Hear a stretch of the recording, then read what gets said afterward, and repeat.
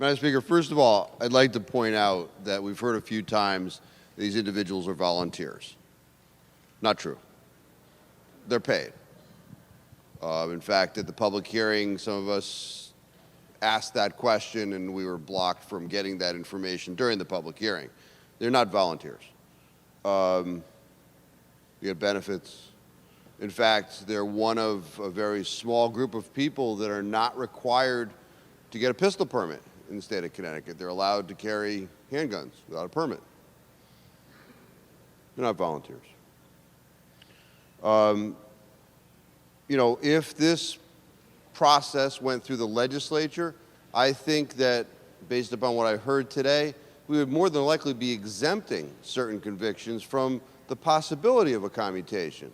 When I look at the list, the statistics that are issued by the Board of Pardons and Paroles, 44 of these cases that they granted commutations, and just to be clear, commutation is not necessarily the person getting out right then and there, it's a reduction in the sentence.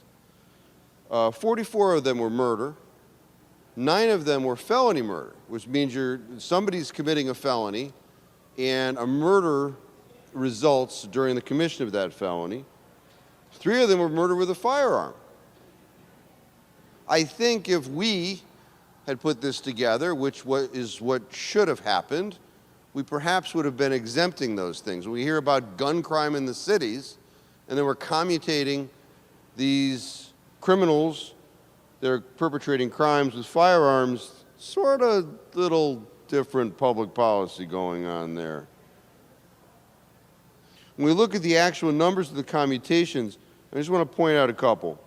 Felony with a firearm, there was one case that they commuted.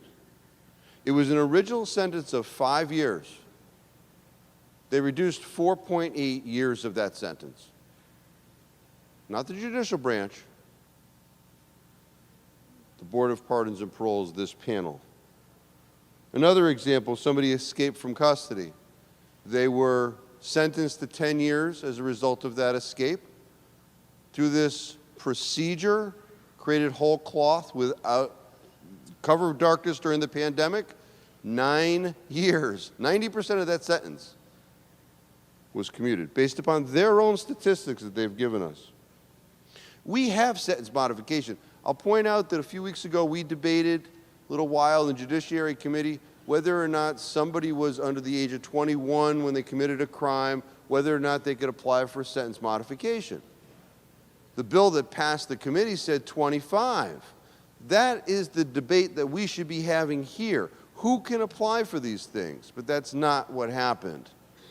This policy, who could apply, was created by essentially the executive branch through an appointment. It begs the question, well, I mean, essentially, a pardon, and as well as parole, should in most cases, if the system is working, be the exception and not the rule.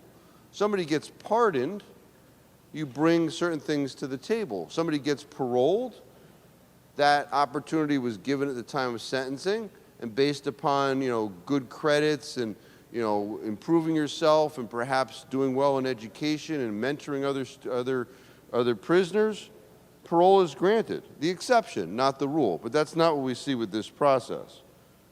Up until this session, one of our colleagues on this side of the aisle, Doc Pettit, we all know about Doc's situation, right?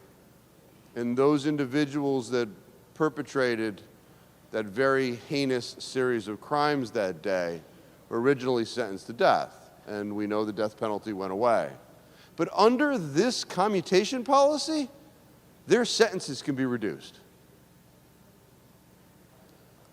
I don't know how anybody could find it to be favorable that in the cover of the pandemic, this procedure was put into place.